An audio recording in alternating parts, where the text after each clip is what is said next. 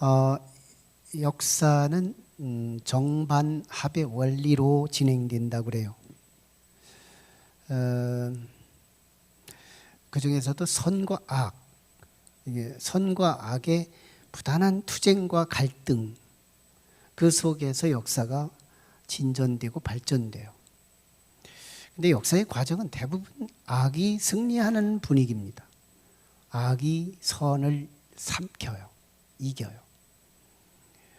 그런데 조금만 더 기다려서 긴 역사를 보면 언제나 선이 악 위에 있어요.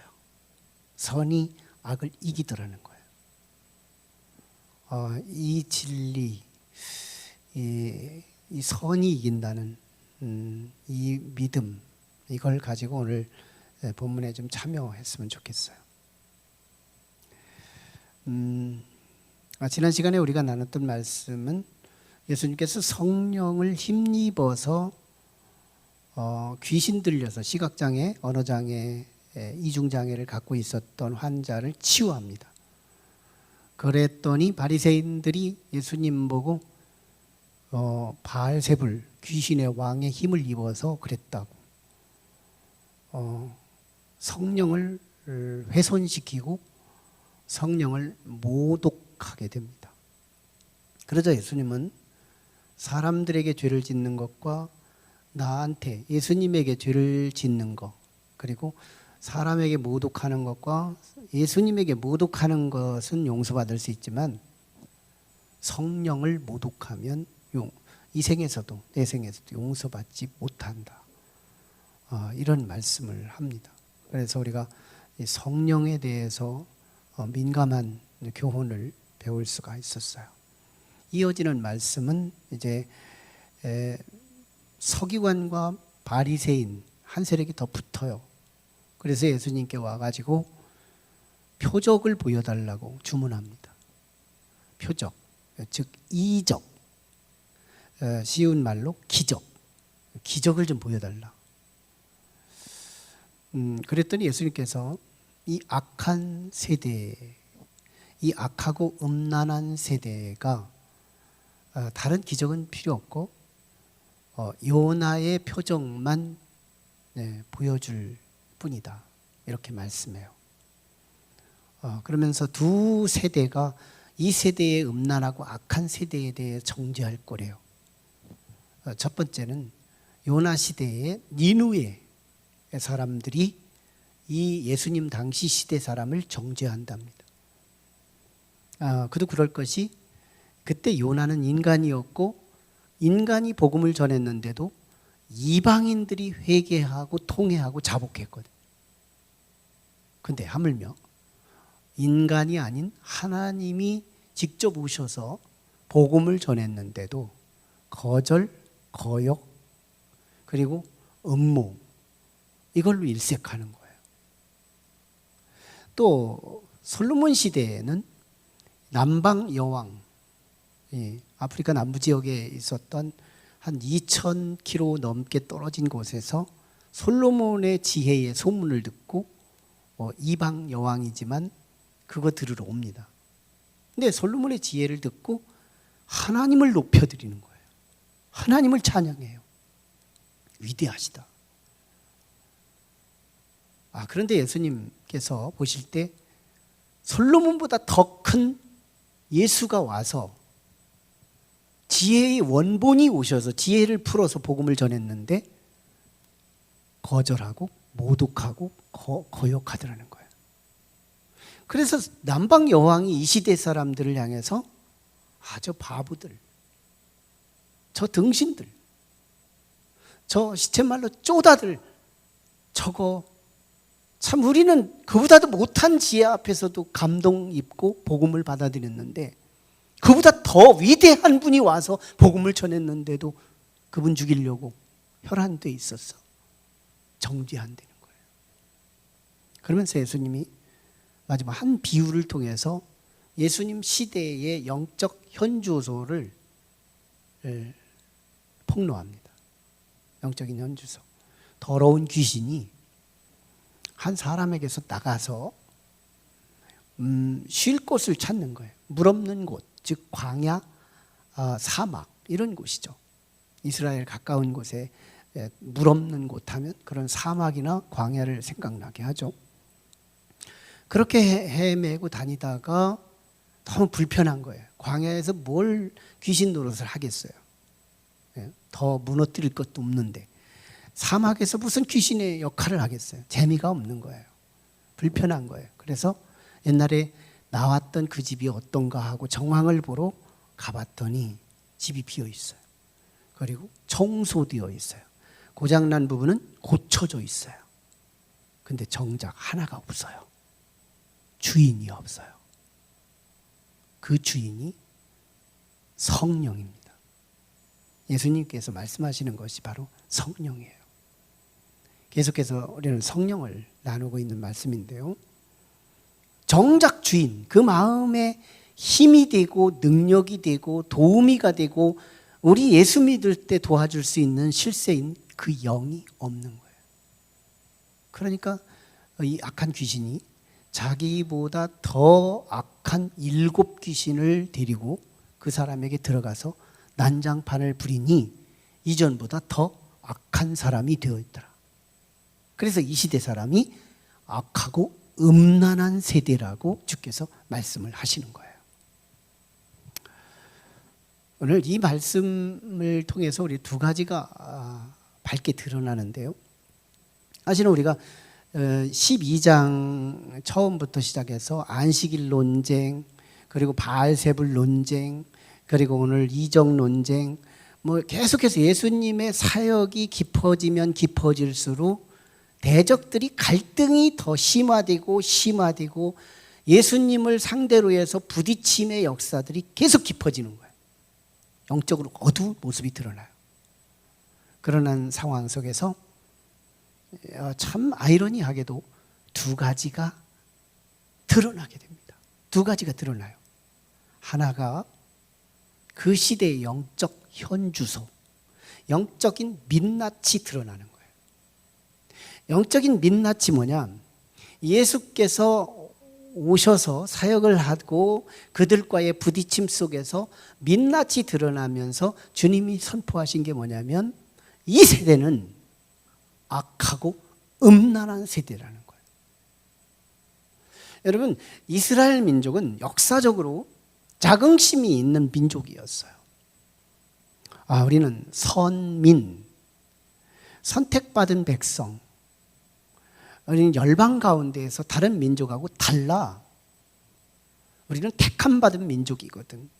이런 우쭐한 민족의식을 갖고 있어요. 이 선민의식. 타민족보다 탁월하다. 이런 민족이 예수님 당시에 왔을 때, 신구약 중간기 때 바리새인들, 서기관들, 종교 지도자들은요, 그 자긍심이 대단했어요. 예수님 오셨을 때에 그들은 정말 따르는 사람들도 많았고 민족의 스승소리 듣고 사내들인 공회, 그들의 공동체를 해가지고 국가의 권력을 행사하는데 사람을 죽이고 살릴 수 있는 권세까지 부립니다. 그런 시대였어요. 근데 예수님께서 그들의 삶의 현장에 비추니까, 예수님이 누군데요? 만왕의 왕. 예수님이 누구신데요? 빛의 근원. 빛으로 쫙 조이니까요. 빛이 없을 때는 저기도 사람 있네, 저기도 사람 있네, 저기도 사람 있네, 저기도 사람 있네, 이 사람이나 저 사람이나 그 사람이나 다 똑같은 거예요. 시커먼하고. 쟤도 시커먼, 쟤도 시커먼, 다 시커먼 어떤 형상의 흔적만 있을 뿐이지 저게 누군지 몰라. 빛이 쫙 조이니까. 우리 집사님은 하얀 셔츠를 입으셨고, 쇠타를 입으셨고, 우리 권사님은 검은 티셔츠를 입으셨고, 저분은 퍼머를 하셨고, 저분은 키가 얼마고, 머리 색깔이 어떤 색깔이고 다 드러나는 거예요. 우리의 현상에 민낯이 다 드러나는 거예요. 빛이 들어오면 예수님 앞에 서니까 다 드러나는 거예요. 그럭저럭 괜찮은 민족이었어요. 자긍스러운 민족이었어요. 근데 주님 앞에 서니까 민낯이 쫙 드러나는 거예요. 무슨 민낯? 악하고 음란한 세대. 그런 줄 몰랐어요. 예수님 드러내기 전에는, 예수님을 만나기 이전에는 이 민족은 자긍심 가지고 그럭저럭 나도 똑똑하고 나도 그럭저럭 내놓을 만한 간판이 있다고 생각하며 살아간 거예요. 그런데 그리스도께서 사역에 깊어지면서 그 대적들이 갈등이 심화되면서 한 가지가 드러나는데요. 민족이 악하기 짝이 없어. 7 귀신이 들어갔으니까요. 그리고 음란해요. 음큼해요. 이중적이에요. 겉은 회칠했는데 속은 냄새가 푹푹 나요. 겉과 속이 달라요. 예수님 앞에서 다 드러납니다. 오늘 본문은 그걸 맥으로 다뤄요. 맥으로 쭉 다뤄요. 41절 같은 경우는 아수르 사람들이 정죄한대요. 그 죄를. 아수르 사람들은 사람 복음 듣고도 감동받고 복음을 받아들여서 회개하고 짐승들까지 막 회개하는 분위기 모양을 다 취했는데, 여기는 하나님이 와서 전해도 이렇게 강팍해요. 야, 니들은 은혜의 엑기스가 왔는데도 니들은 은혜를 못 받았니? 우리는 간접은혜, 인간 요나 자체도 불순종해가지고 물속에 들어갔다 나와야 하는 사람인데, 그 사람이 전했는데도 우리는 회개하고 또 자복했는데, 참 영적으로 부족한 사람들이구나 니들. 이렇게 정죄를 당할 거래요. 남방 여왕도요. 솔로몬보다 탁월한 지혜를 가지고 하나님 나라를 설파하고 복음을 증거했는데도 어떻게 솔로몬보다 큰 자가 전했는데도 그렇게 깨달음이 없니? 하고 정죄한다는 거예요. 더 심각한 것은 더러운 귀신 얘기요. 7 귀신이 들어왔다는 거예요. 그 정도로 영적으로 민낯을 다 드러내는 거예요. 누가 오면? 그리스도를 만나면, 그리스도 앞에 서면. 베드로도요, 그럭저럭 그냥 무학자였지만 고기 잡는 데는 권위 있는 자로 생각을 하고 살았어요. 근데 주님을 만나니까 주님은 이 물속 깊이를 다 뚫어보는 거예요. 오른쪽 깊숙한 곳에 던져라 해서 던졌더니 물고기가 그물이 찢어질 정도로 잡히는 거예요. 그렇다면 나를 투영한다는 건데, 나를 뚫어지게 보고 있다는 건데 감당하기가 어려운 거예요. 주님 앞에 서봐야 내가 누군지를 알기 시작한다는 거예요. 주님 만나기 전에는 우리 각자는 자기 잘난 맛에 살고 있어요.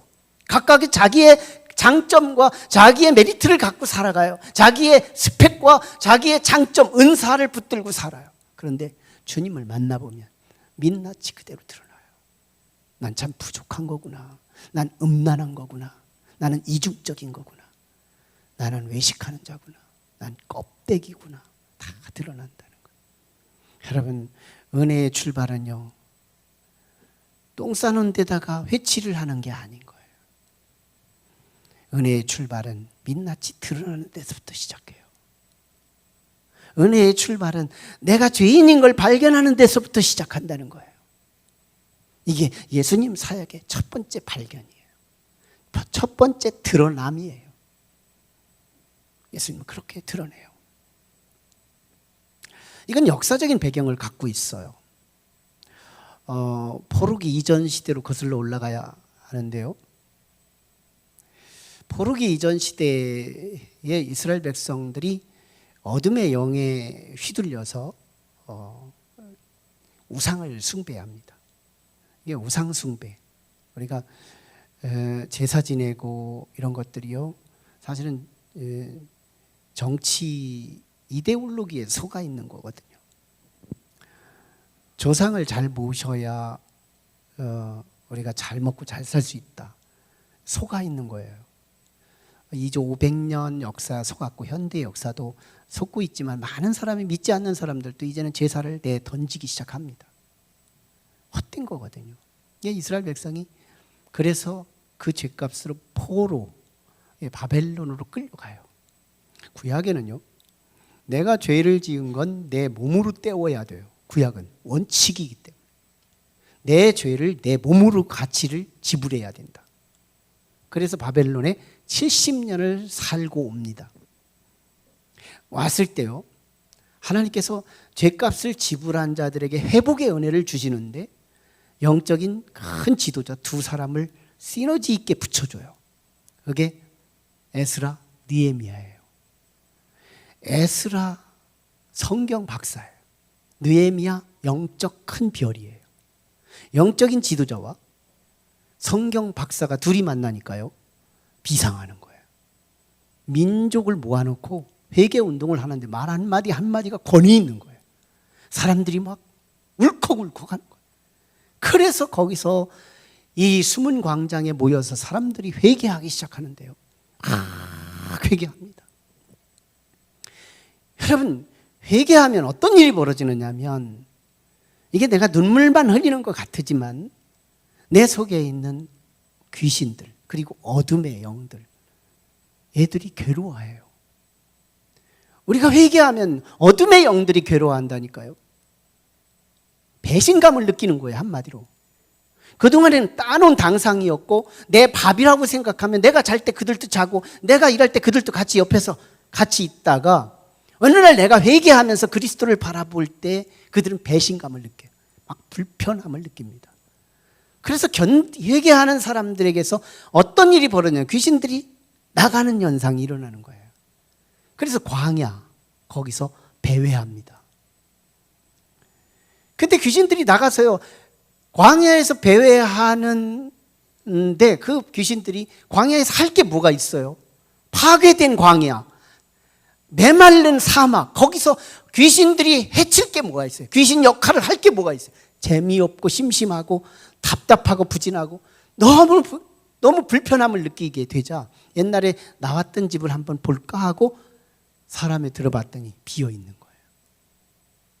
결정적으로 비어 있어도 깨끗하다는 자체가 중요하지만, 근데 거기에 비어 있는데 주인이 없다는 거, 즉 성령이 없다는 거, 이걸 귀신들이 알고요, 자기 집 삼고 친구 데리고 들어가 더 형편없는 삶을 만들었다는 거거든요.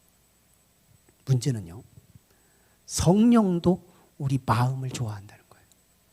귀신은 우리의 부패된 마음, 썩은 마음, 이미 상처받은 마음, 이런 마음들을 좋아해요. 그게 밥이에요, 그냥. 우리가 회개를 일시적으로 하게 되면 귀신들이 잠깐은 떠나지만 배회하고, 그리고 우리가 언제든지 호시탐탐 우리의 마음을 들여다보면서 배회하다가 성령이 없고 사모하는 영이 없어서 그 주체가 없으면 그 일곱 귀신 데리고 들어와서 더 악하게 말씀 앞에 계속 저항합니다.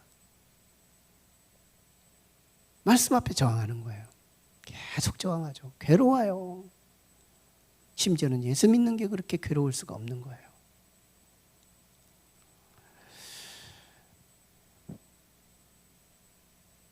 근데 성령이 오늘 우리 마음을 좋아한다는 거예요. 성령은 우리 깨끗한 마음, 수리된 마음, 이런 마음들을 좋아해요. 그런데 중요한 건 성령은 내가 회개하고 깨끗한 마음을 가졌다고 그냥 들어오는 영이 아니에요. 성령은요, 인격의 영이에요. 귀신의 영은 문을 닫아놔도 담 넘어 들어가요. 불법의 침투자예요. 귀신은 불법의 침투자예요. 그래서 속이 비어있고 주인만 없으면 그 집에 들어가서 일곱 귀신 들고 가서 주인 노릇해요. 이게 귀신이에요. 비인격적이에요. 문 빗장을 열어주지 않더라도 억지로 들어가, 창문으로 들어가고 담 넘어 들어가고 문을 강제로 뜯고 들어가고, 이게 귀신들의 영이에요. 근데 성령은요, 초대하지 않으면, 인격적으로 문빗장을 열어드리지 않으면 아무리 깨끗하고 아무리 소재되고 수리되었어도요, 안 들어갑니다. 그래서 성령은 초대의 영, 성령이 오시옵소서. 성령은 언제나 사모하는 자들에게 들어가셔서 주인 노릇을 하더라는 거예요. 사모하는 자에게. 오늘 우리는 이 사모함이 회복될 수 있기를 축원합니다. 성령은 사모하는 자의 것이다. 근데 이 사모함의 신앙의 표식이 뭘까요? 신앙의 약속이 뭘까요? 그게 기도인 거예요. 여러분, 이 기도는 성령을 필요로 하는 자의 태도입니다. 성령을 필요로 하는 자의 태도예요. 하나님을 필요로 하는 자의 태도예요. 하나님, 내 집이 비었어요. 청소되었고 수리되었어요. 하나님, 우리 안에 오시옵소서. 성령이여, 우리 안에 오시옵소서. 이 사모함이 없으면 성령은 도둑의 영이 아니기 때문에, 인격의 영이기 때문에 들어오지 않으세요. 이 사모함, 이게 기도라는 거예요. 문제는 이 기도가 응답이 없을 때가 문제예요. 여러분, 기도에 한 번 했는데 탈칵 응답받고, 10번 했는데 10번 다 응답받고, 100번 했는데 100번 다 응답받아서 기도 안 할 사람이 누가 있을까요? 하나님께서 우리에게 믿음으로 요청하기만 하면 다 응답하시고 반응하신다면 안 믿을 사람은 누가 있을까요? 그렇다면 그 믿음은 진짜일까요? 그 기복적이에요. 기복신앙은 구원이 불가능합니다. 기복신앙은 신앙의 입문은 가능하지만 구원받는 믿음은 될 수가 없다는 거예요. 기복신앙은 얼마든지 모양을 갖출 수 있어요.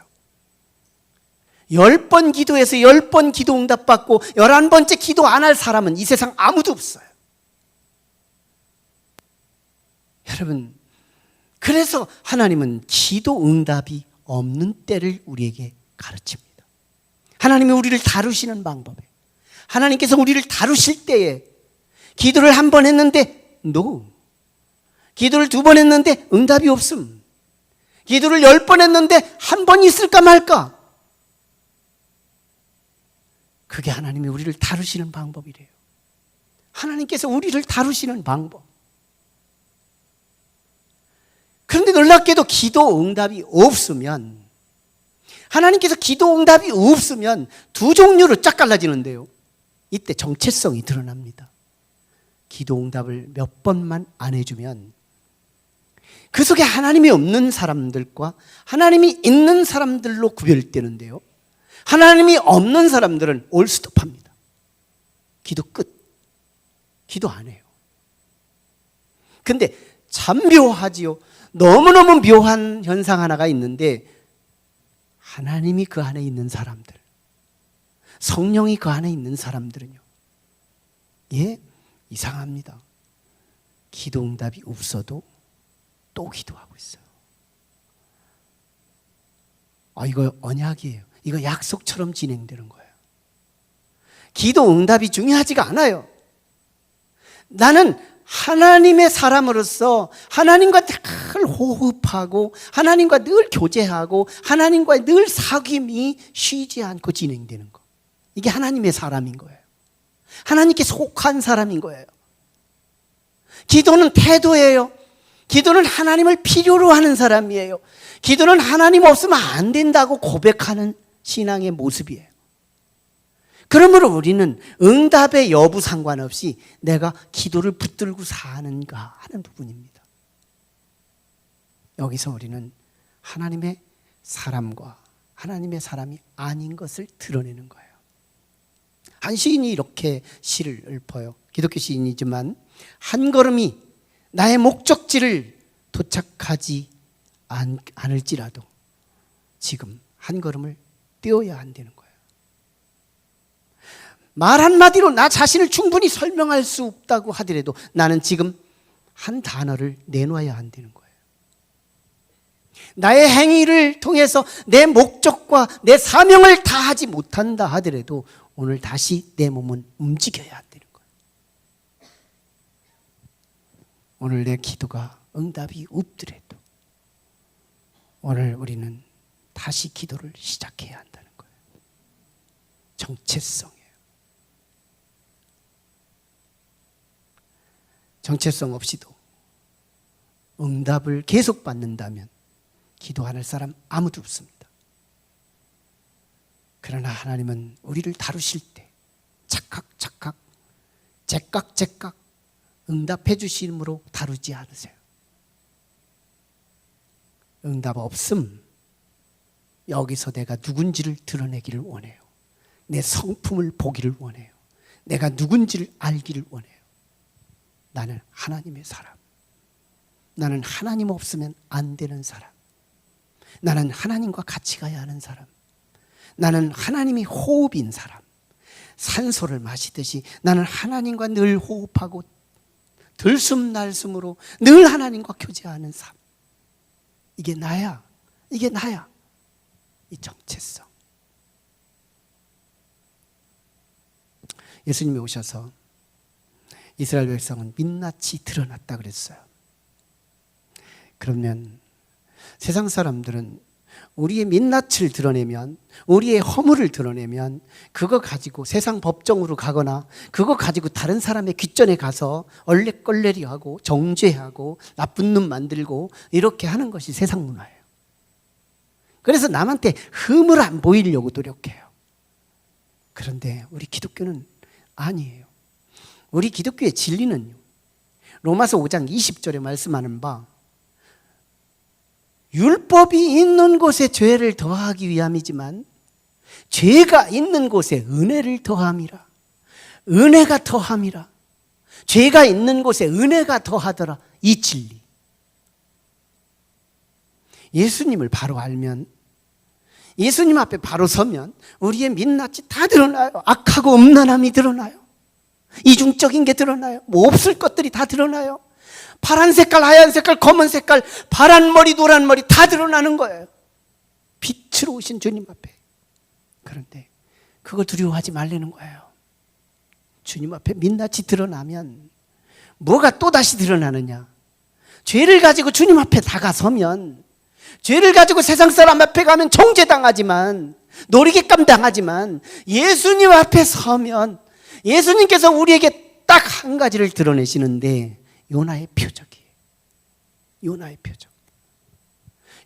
요나가 하나님 앞에 불순종했다가 물고기 뱃속에 들어갔다가 3일 만에 다시 나왔다는 말은 죽었다가 살았다는 말이거든요. 구약식 부활이거든요. 이건 표적이요 이적이었거든요. 너희들은 지금 손 마른 자가 손이 풀리고 소경이 눈 뜨고 죽은 자가 살아나고 이런 나병 환자들이 치유되는 이런 이적이 필요한 게 아니고, 지금 바리새인들, 서기관들, 너희들은 지옥이냐 천국이냐 둘 중에 하나, 사느냐 죽느냐의 이 절대적인 기로 앞에 놓인 너희들에게는 요나의 표적만 필요한 거야. 내가 요나의 표적을 보일 거야. 예수님요, 지금까지 마태복음 기록에서 십자가 사건 계시 안 했고요, 부활도 계시 안 했어요. 예수님의 히든 카드예요. 예수님의 사명의 본질이지만 예수님은 극비에 진행되고 있었어요. 그런데 언제 그 비밀이 폭로됐는지 아세요? 악하고 음란한 유대 백성들의 민낯이 드러났을 때 그들을 향하여 요나의 표적을 계시하고 있다는 거예요. 이게 기독교의 진리예요. 이것이 우리 기독교의 맛이에요. 이것이 우리 기독교의 매력이에요. 주님 앞에 민낯을 드러내는 거, 주님 앞에 죄가 드러나는 것이 두려울 것이 없다는 거예요. 죄가 더한 곳에 은혜가 더하더라. 이 말씀을 붙들고 우리는 죄가 있을 때마다, 그래서 교회는 죄인이 많아야 하고, 그래서 우리 교회에는 하나님 앞에 모난 부분, 마음의 상처 부분, 이런 사람들이 많은 곳이 교회인 거예요. 온전히 치유되고 온전히 깨끗하고 윤리와 도덕이 온전하고 이런 사람만 교회에 있다면 사실은 교회의 사명을 다하지 못할지도 몰라요. 더 이중적일지도 몰라요. 우리는 주님 앞에서 민낯을 드러냈을 때 말로 표현할 수 없는 하나님의 은혜 앞에 직면합니다. 요나의 표적. 이게 예수님의 죽으심 그리고 부활하심. 무슨 말일까요?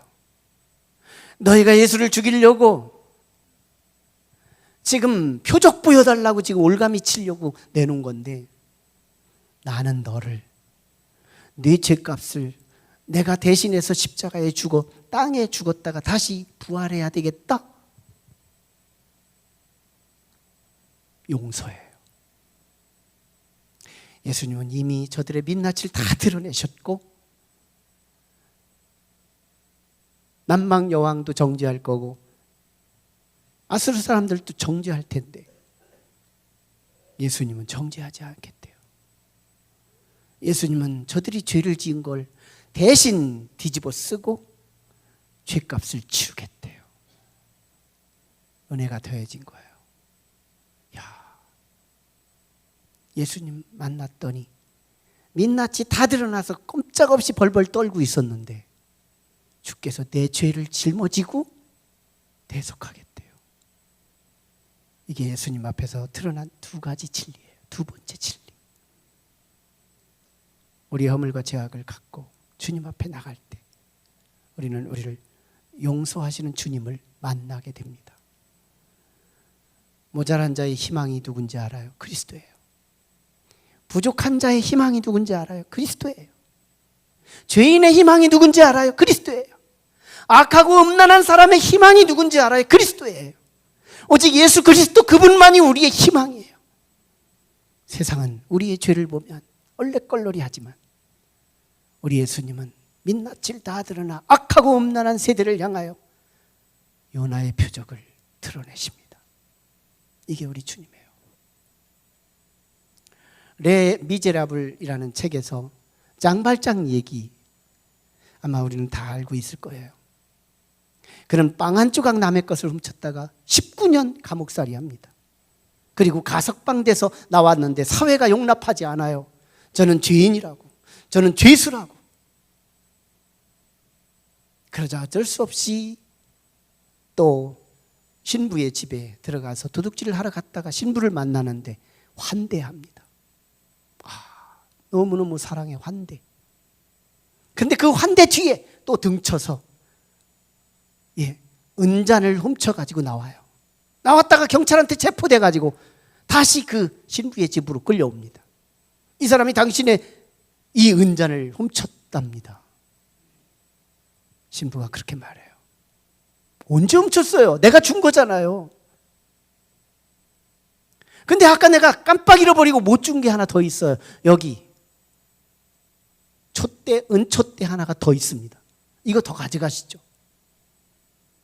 이 장발장이요. 죄 가운데 꼼짝달싹 없이 나는 구속이구나.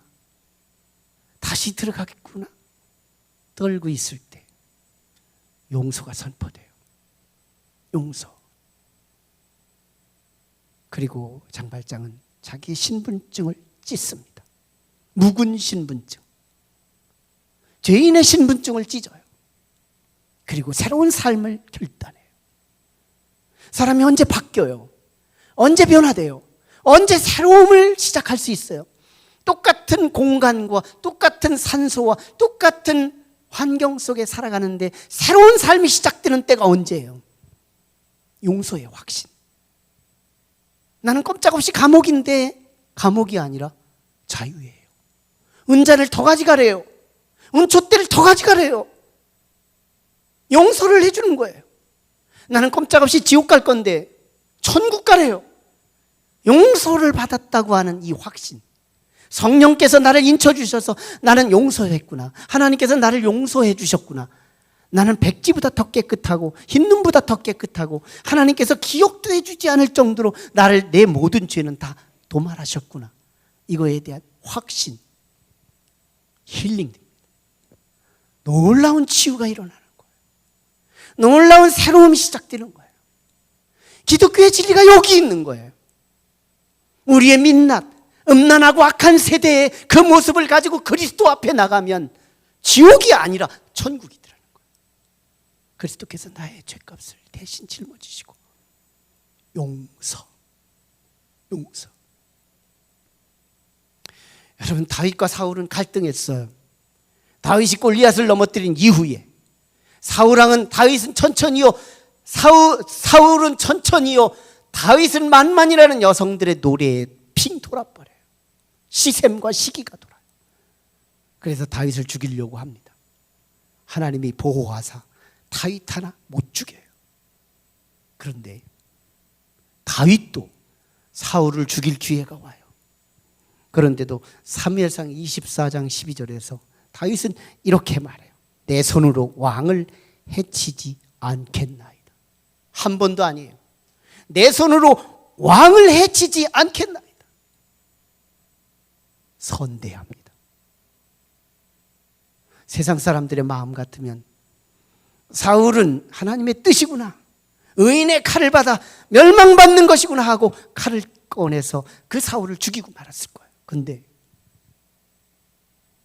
다윗은 하나님이 기름 부은 자를 내가 심판할 수 없대요. 용서, 내가 차라리 도피하는 선택을 할지언정 나는 내 칼로 왕을 죽이지 않겠나요. 악을 선대합니다. 그런데 그 순간은 사울이 이긴 것 같았고 시간이 지나니까요, 다윗이 그 나라를 차지해 황제가 돼요. 선이 이겼어요. 아브라함 링컨은 그의 정적이 있었대요. 스탠턴이라는. 스탠턴은 볼 때마다 아브라함 링컨을 향해서 원숭이, 아프리카 원숭이를 보려거든 아프리카까지 가지 말고 이 앞에 있는 우리나라에 있는 이 사람을 보라 하고 아브라함 링컨을 그렇게 조롱해요. 링컨이 대통령이 됩니다. 그때 국방장관으로 스탠턴을 임명합니다. 많은 내각들, 많은 링컨의 사람들이 어떻게 원수를 씁니까?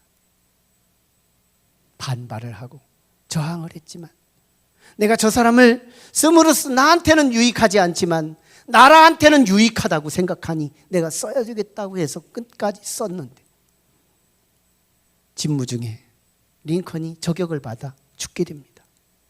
그리고 스탠턴은 그 장례식에서 조사를 맡아요. 그리고 그는 이렇게 말합니다. 이 세상에서 가장 위대한 지도자가 이 앞에 누워 있습니다. 원수가 가장 존경하는 사람으로 바뀌었다는 거예요. 악을 악으로 갚고 악을 학대하고 있었다면 아마 링컨은 소소한 사람으로 끝나고 말았을 거죠. 악을 선대했더니 오히려 악을 정복하고 악을 구원하고 악을 감동시키고 악으로부터 고백을 터져나오게 하는 놀라운 뒤집어지는 반전. 이게 우리한테 약속된 복음이에요. 오늘 이 복음을 누릴 수 있기를 축원합니다. 그러기 위해서 주님 앞에 서야 돼요. 죄가 많을수록 자신감 있게 주님 앞에 서십시오. 민낯이 드러나는 걸 두려워하지 마십시오. 마음껏 회개해봐요. 주여, 나 다른 사람보다 더 음란하고 악해요. 주님 앞에 내놓으면 내놓을수록 요나의 표적을 보여주시고 십자가의 죽음과 부활이 왜 이때 드러나느냐는 거예요. 복음의 능력을 보여주고 싶은 거예요. 하나님은 우리의 심장으로 오늘 가장 어두울 때 가장 빛을, 가장 큰 소망을 우리에게 주세요. 그게 내 하나님이에요. 그게 우리 하나님이에요. 기도하겠습니다. 우리 같이 기도하실 때요, 이 세대에게 필요한 표적은 손 마른 자가 치유되고 혈기 마른 자가 치유되고 소경이 눈뜨고 안진뱅이가 일어나고 살아있는 자 등에 더 윤택하게 살게 하기 위한 은혜가 아닙니다. 지옥에 가느냐 천국에 가느냐 죽느냐 사느냐의 문제를 앞에서 우리에게 필요한 이적은 요나의 표적 하나밖에 없다는 거예요. 바리새인 서기관들을 향하여 주님은 살 길을 예비하십니다. 하나님, 참으로 오늘 우리는 참으로 우리의 악을 가지고 주님 앞에 섰을 때 우리를 지옥에 내던지시는 그리스도가 아니라 요나의 표적을 통해서 네 죄를 짊어지고 내가 땅으로 들어가겠다, 네 죄값을 치르기 위해서 내가 심판을 받겠다, 이게 우리를 만나주신 예수님이십니다. 우리는 이제 이 예수님을 자랑해야 돼요. 오늘 우리는 예수님을 홍보해야 돼요. 우리는 이 예수님을 증거해야 돼요. 우리는 이 예수님을 이 세상에 전파해야 합니다. 하나님, 선하신 우리 주님, 민낯이 다 드러났던 악하고 음란한 세대를 향하여 요나의 표적을 드러내신 주님, 그분이 내 주님이세요. 자랑스러운 우리 주님, 그분을 우리 식구들에게 자랑하겠고, 그분을 우리 직장의 동료들에게 자랑할 것이며, 세상에 나가 그 예수를 증거하겠습니다. 나를 용서하시고 나를 천국 백성 되게 하신 우리 주님, 오늘 그 주님 붙들고 세상에 나갑니다. 도와주시옵소서. 같이 말씀 붙들고 기도합니다.